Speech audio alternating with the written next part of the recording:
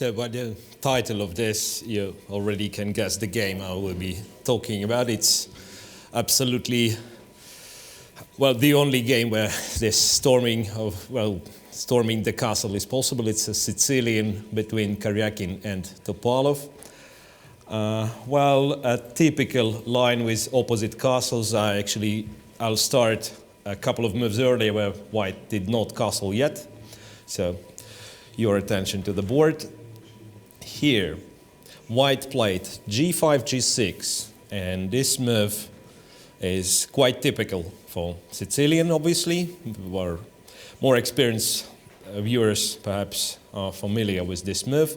So white tries to open files against black king, sometimes by a cost of a pawn or even more material, just to get files open and to get to black's king. For instance, in this line, if black captures on g6, I don't know precisely what was planned, but it seems f4 might be very promising, because now knight will have to go. Maybe first there is bishop h4 check, but then even after king, well, I'm thinking bishop f2 is good, but even king d1 is an interesting option. You will have to move the knight, and then white captures on g6. Black cannot capture back because knight will take on e6.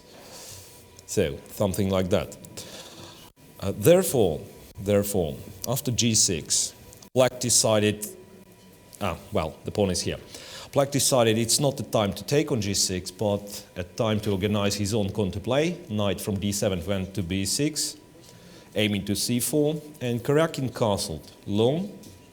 That's the position we have on the board now. After knight c4, bishop c4, knight c4, queen went to e2.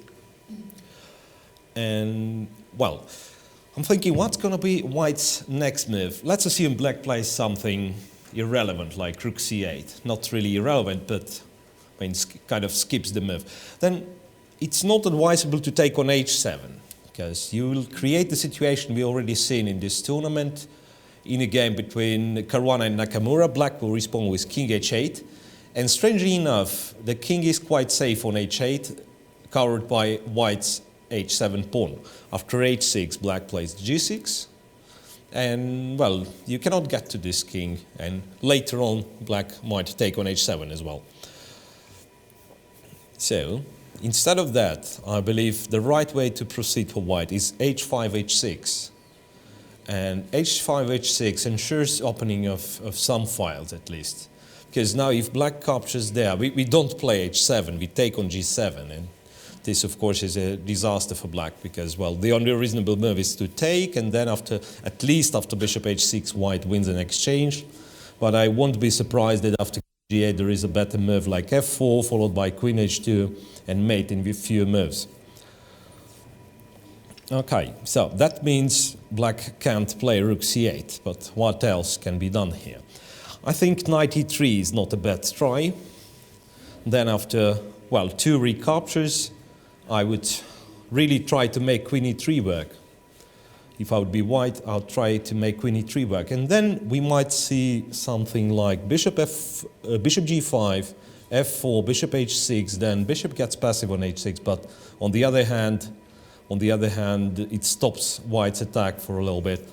Or it can be something very sharp, like e5. Now I'm thinking of e5. Then knight f5 is of course tempting, but after bishop g5, black wins a queen.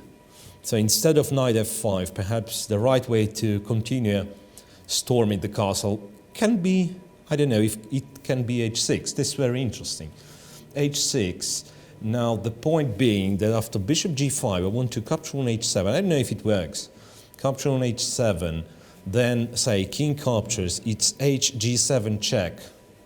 After king g7, it's rook g1, so queen is not lost. And it seems white is winning here, because after f6 I have knight e6.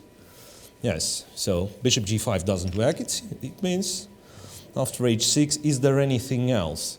There is other funny line. If black captures a piece, white takes on h7, king h7, takes on g7.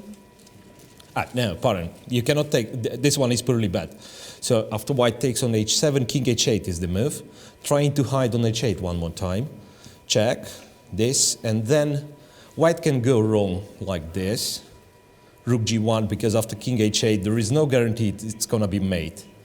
After this, for example, black has bishop f6. Still, I don't see mate yet. But there is another, and it's a very, very common reaction. You promote on h8. It's a queen, rook takes, and rook d to g1. And this way, white wins. Because now king f8, it's rook h8 mate, and king f6, it's mate in 2 after queen f4 and queen f5. So, I hope all those lines were instructive. And I believe bishop g5 is what black has to do in this line after knight e3, queen e3. The game is still on, it's very sharp, and we will be back after a short advertisement break.